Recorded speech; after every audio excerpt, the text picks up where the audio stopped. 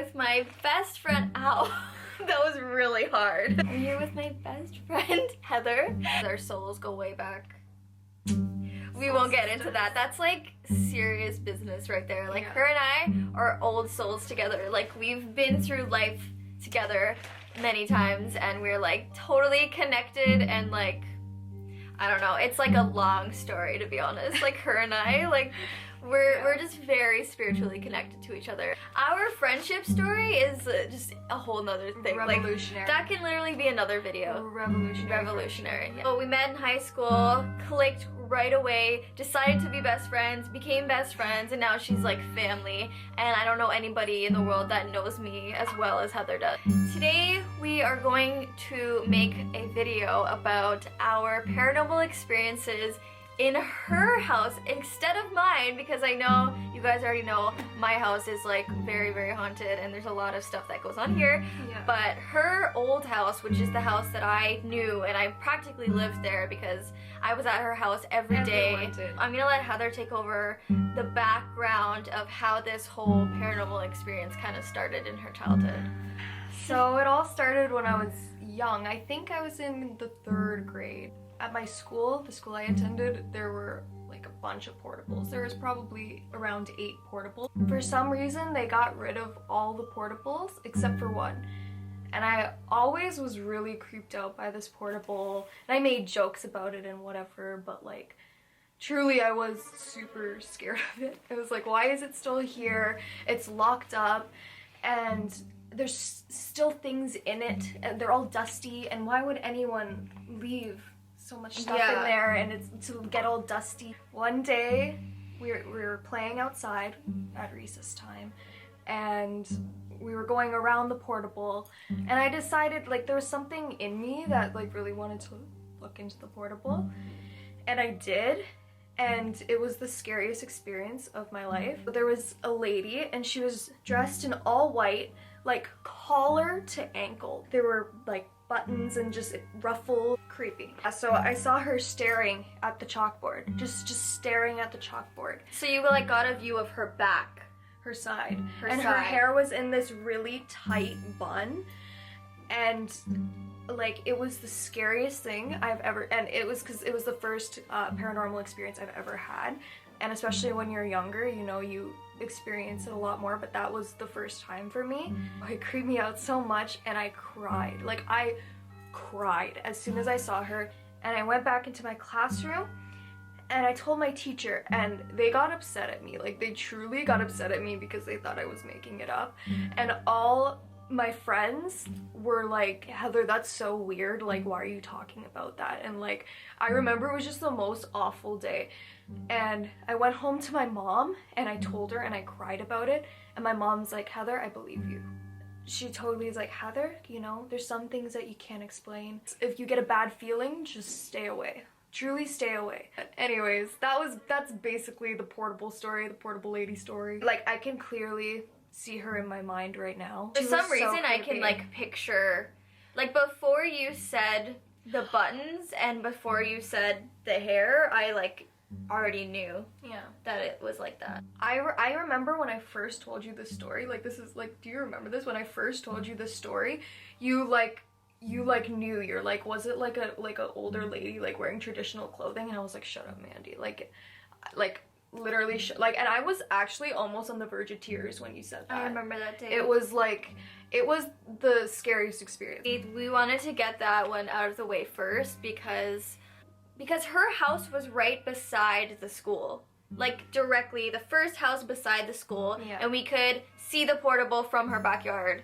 and we could walk over to it very easily. Whatever was going on in that land or that portable or that space probably followed Heather home, or like kind of drifted over to her house or attached itself onto Heather, and like she brought it back to her home with her. Because in my experience with like spirits and stuff like that, you will never see something that you weren't intentionally supposed to see. Like spirits won't show themselves to you unless they want you to see it. You know? I always... They know that you see them. Oh man, there's so much stuff that has happened in our house with her and I. Either alone in the house, with friends, and it's funny because things would happen to us individually, separate from each other, and then we'd come together, we'd talk about it, and then it would happen with us together at the same time, and then we would talk to our friends about it, and our parents, they wouldn't believe us, and then things would happen with them experiencing it with us, and they were like, people, like non-believers would experience it with us, like sounds and like different things happening, but we'll get into that right now. Okay. One time, Heather and I, and these are like specific moments in time that we can like specifically remember, because I'm sure there were a lot of little things here and there going on, but like the specific things that we distinctively remember is like when her and I were in her room, home alone by ourselves, and we heard, and it couldn't be mistaken for anything else, it really couldn't have been, like straight up scratching down her bedroom door. It went on for so long. And we were standing at like this, the farthest side of the room away from the door, like this, staring at the door. I remember that moment. Yeah. And at first when it happened, you heard it and you're like, do you hear that? And I'm like, yeah, yes. Like I thought that was you. Yeah, at first she was like, man, no, please. Yeah. She was like, please no. Don't do this, like, no, please. And then I was like, Heather, please, like, this is happening right now, like, listen. And then it would get louder, and it was so distinctive, nails, like, scratching on the door. Nobody was home. Oh my god. Let them get inside your head. When you give in to fear, when you succumb to fear. What you have to realize is because you are in this life, in this waking life, in this reality, you are the strongest being because you're the one who's alive. You're in control. You are in control. And not to say that all spirits feed off of fear, no. It's like negative energies feed off of your fear and vulnerability, and if you give it that, then it will get worse. If you really give it that satisfaction of knowing you're scared. So either A, ignore it if you're like actually truly scared of it, like don't let it know that you're scared, or face it, like really, like face it, be strong, be bold. I mean, I wish I could take my own advice. Oh my god, okay. This was so scary. This almost tops the portable lady. Something was truly trying to mess with me, and I did not like that. I was home alone. I was upstairs in the main floor, and I believe I was on the computer, or I was just about to watch TV or something like that, and the TV downstairs turned on. And I'm like, Brittany's not, like, my sister isn't home, like, you know, why is the TV turned on? This is the basement. Yeah, in the basement. So I start to go down the stairs, and it turns off. I go to go walk up the stairs, turns back on. And I'm just like, okay, what now? Games. Now I know. Games. Now I know, and I'm like, seriously? So I go downstairs, because I can't leave my TV on. So I go downstairs, and I'm not even kidding, it's flickering on and off at this point. As soon as I'm getting close to the TV, it's like going from on, off, like seconds.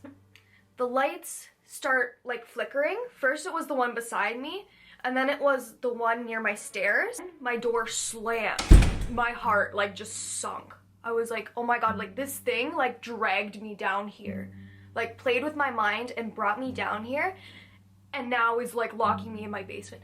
I ran so fast. Like I'm the worst runner. I ran so fast up my stairs, and I like threw the door open, immediately called my dad. Felt like I was in danger. The timing was impeccable.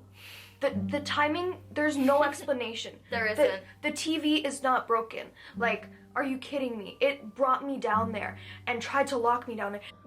I just saw like the Santa hand over there like wave at me, and I can't see the Santa, just the hand. Oh my god. How creepy is that? Oh, look. Ew, ew. Santa's coming to town. You better watch out. Just from around the corner. This has been going on for years. Yeah. So one day, like, we had a friend over. We had told her all of these things, and she was just like, whatever. And she truly believed in ghosts. Yeah. So. And she was like, you know, like, whatever, you guys are full of it. Yeah, she was like, yeah, I doubt it. Like, whatever. Heather's basement door is actually right across from her, like, living room area. So we would be like upstairs sitting on the couch watching TV, and the basement door would be right there next to the couches where we'd be sitting. It was just us three home, and we heard like a knock like this from the basement door, like right next to us. Like this was not a mistake. And I heard it at first, and I like ignored it because I'm like, oh, maybe it's not what I thought it was. And then we heard it again. Our friend looked at us at the same time, like she heard it too. We're like, oh my gosh, like she's experiencing this with us. Like it's not just us, like this is real, this is happening now. And it was from like the other side, like from the basement area, like knocking. And it was knocks of the inside. Like repeated knocks of 3. Like as if it was like a joke, like as if it was like playing around, you know, which is so creepy because then it's like it has a personality, it's not just energy. That same night, Heather and I, we went to sleep, and our friend stayed up because she was up, and she ended up waking us up in the middle of the night, like 3 or 4 a.m. and she was like, guys, like I'm hearing voices, I'm scared, like, and this isn't the first time she had been to Heather's house. Like, she had been for parties and get-togethers, whatever, and I don't think she had slept over before. And this girl that was friends with us, she was like, she could hold her own. Like, she was a really, like, tough girl, like, that could handle anything. Because she was hearing voices in the hallway, and it was, like... It was late at night, and we were going up to bed. My stairs were like up against a wall, but right at the bottom of the stairs there was like the railing spun around, and there was kind of a space like where there wasn't any wall and you could see into the next room. She was so freaked out. She saw like this black shadowed figure like on the railing, like just staring at us. But she's like, let's go, we gotta get out of here, because she was scared. The last big thing that I wanted to say about Heather's house, that I actually saw something that I'll never forget, like embedded in my mind forever. I'm gonna try my best to explain it the best way I can, because Heather has this little hallway from the front door area to like the back where the kitchen is, the living room is, whatever. She has this little hallway, and beside the hallway is the door to the basement. So there's this doorway, it's an opening, and then once you get through it, there's like this big space of like kitchen, living room, back door, whatever. I remember Heather was in the area where the kitchen table was and everything, and I had my back towards that doorway, and I was talking to her about something, and as like, okay, so this is like the doorway, and I'm like talking to Heather, and when I turned around, it's almost like I hit a wall. I just saw this massive black mass, like this huge wall of black, and it was like, it like hit my soul, like when I turned around and like saw it, and it was the scariest moment of my life. It was as tall as the ceiling, and it had no facial features, but it was a black being, and it was absolutely terrifying. And from that moment on, I always had the lights on in her house. If you guys want to see us go back to her old house and give you like a tour of like the school and the portable, and even like try and like see if we can get into the portable or look inside the portable or whatever, let us know by commenting and liking this video, and we will make more together, and we'll like investigate stuff, because her and I were pretty good at investigating paranormal sites and whatever, graveyards and whatever you guys want. Yeah, just please comment below if you guys want to see us do something like that. Oh, and please subscribe if you like me and my channel, and hit the notification bell because I make new videos every week.